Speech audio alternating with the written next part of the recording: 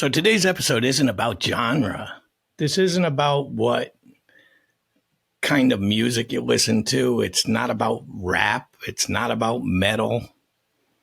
It's not about what's on your playlist. This is about survival. This is about the artists. The artists who try to outrun their pain by turning it into music and still don't make it to the finish line.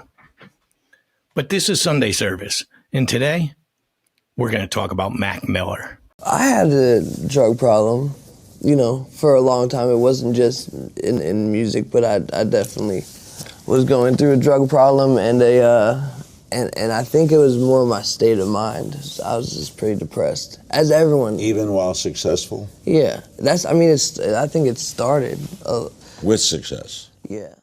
When Malcolm McCormick dropped Blue Slide Park in 2011, he was 19, baby-faced, funny, college stoner energy.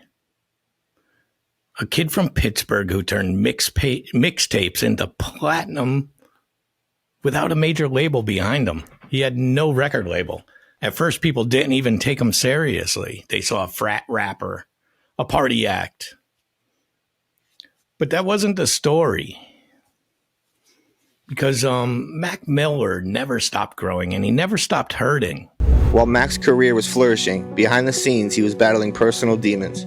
Fame, pressure, and the weight of his own expectations began to take a toll.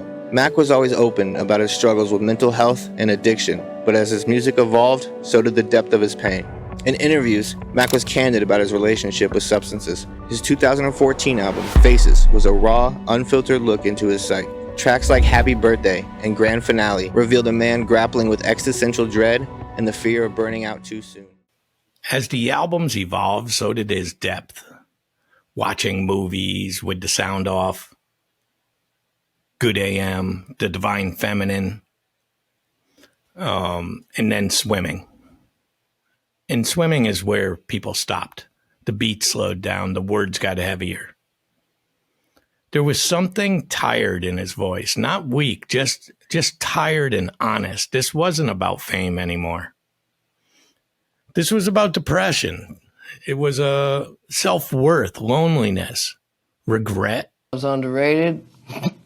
I think people think it's like a cheesy, corny thing to always be like loving and like have a positive energy about you.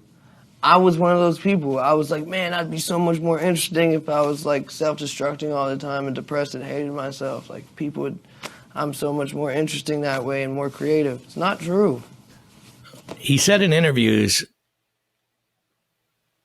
he said it in lyrics, he was exhausted. He was trying to stay clean. He was trying to figure out who he was outside the party, outside the persona, outside the noise. And here's the brutal part. He was doing better. He'd gone to therapy. He'd cut back on the chaos. He'd start caring more about his art than his ego. But unfortunately, sometimes with addiction, that's not enough. It's just not. And on September 7th, 2018, Mac Miller died of an accidental overdose in his home in L.A. Now, over the years, he's been very public about his battle with substance abuse, something he also addressed in his music. He also dated singer Ariana Grande for about 2 years before the two broke up. Now, back in May, shortly after that breakup, he was arrested on suspicion of DUI after crashing his car into a pole and allegedly fleeing the scene.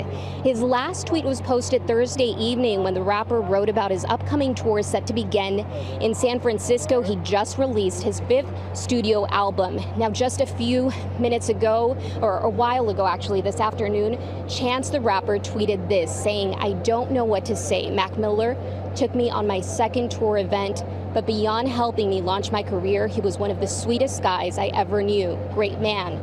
I loved him for real. I'm completely broken. God bless him." He's 26 years old. It's a lethal mix of fentanyl, alcohol, and cocaine. Drugs that were probably meant to help him feel less overwhelmed ended up ending him.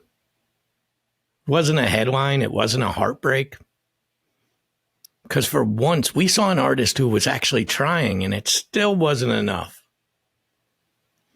Mac didn't just leave behind music. He left behind questions. How many of our artists are crying out with polished production and flawless hooks? How many young men, black, white, doesn't matter, don't know how to ask for help until it's too late? I'm one of those guys. How often do we confuse creativity with healing? Because those aren't the same thing. Mac Miller had talent, no doubt. He had heart. It was obvious. He had the will to change, but he was still drowning, swimming in circles. Those two records are bookends to a life that was mid-sentence. They're not party albums, they're survival diaries. He didn't just want to be better. He wanted to stay alive.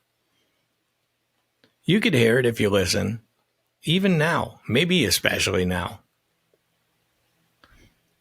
So if you're listening to this and you've ever felt like you're underwater,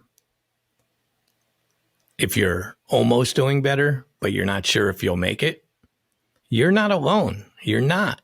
And you do have time.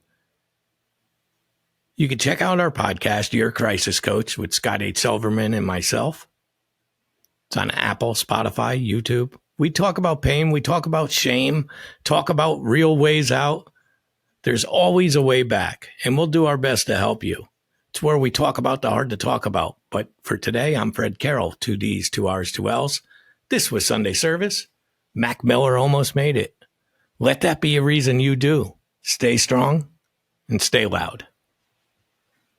Police would find a total of 40 pills in the pocket of a coat jacket that had been hanging in his bathroom closet. 6 of these were blue circular pills imprinted with a V on one side and 48/12 on the other side. These were supposed to be prescription oxycodone pills. However, after being tested, they were found to be counterfeit and instead contained fentanyl, a synthetic 50 times stronger than heroin, and it was concluded that Mac Miller would not have died from an overdose but for the fentanyl contained in the pills. Considering Cameron Pettit had stated that he was going to supply the blue in their original text exchange, investigators concluded that Pettit must have been the one who sold the counterfeit pills to Mac Miller. Cameron Pettit had purchased the pills from a 46-year-old man by the name of Stephen Walter, who, prior to selling the pills to Pettit, had a long list of previous convictions on his criminal record. Despite Pettit having purchased the pills from Walter, they were delivered by a 36-year-old man by the name of Ryan Rivas, who conveniently moved to Arizona shortly after Mac Miller's passing. All 3 men were completely aware of the risks in selling the counterfeit pills. One text message exchanged by Ryan Rivas read, "People have been dying from fake blues left and right. You better believe law enforcement is using informants and undercover to buy them on the street so they can start putting people in prison for life for selling fake pills." However, this didn't stop any of them from carrying on with the dealing. Less than a month after Cameron Pettit had sold the fatal counterfeit pills to Mac Miller, which he knew resulted in his death, he would buy another batch from his dealer Stephen Walter, continuing to sell them to the public while being fully aware that they would likely result in yet another death. Crazily enough, this would go on for approximately 10 more months until the 4th of September 2019, exactly 1 year to the day of when he first sold the pills to Mac Miller, at which point he, Stephen Walter, and Ryan Rivas were all arrested for conspiring to distribute controlled substances, resulting in death. I'm going to end with something you're probably not going to want to hear.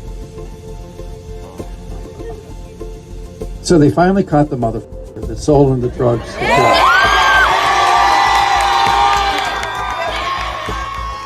In response to the 3 dealers, United States Attorney Nick Hanna would state, "These defendants allegedly continued to sell narcotics after Mr. McCormick's death with full knowledge of the risks their products pose to human life. We will continue to aggressively target drug dealers responsible for the spread of this dangerous chemical." The 3 men sat in prison for 2 years between September 4th, 2019 and October 27th, 2021, just a few weeks ago depending on when you're watching this, at which point Stephen Walter would be sentenced to 17 years in prison for supplying the counterfeit pills to Cameron Pettit. Both Ryan Rivas and Cameron Pettit are yet to be sentenced. However, they both go to trial in March 2022.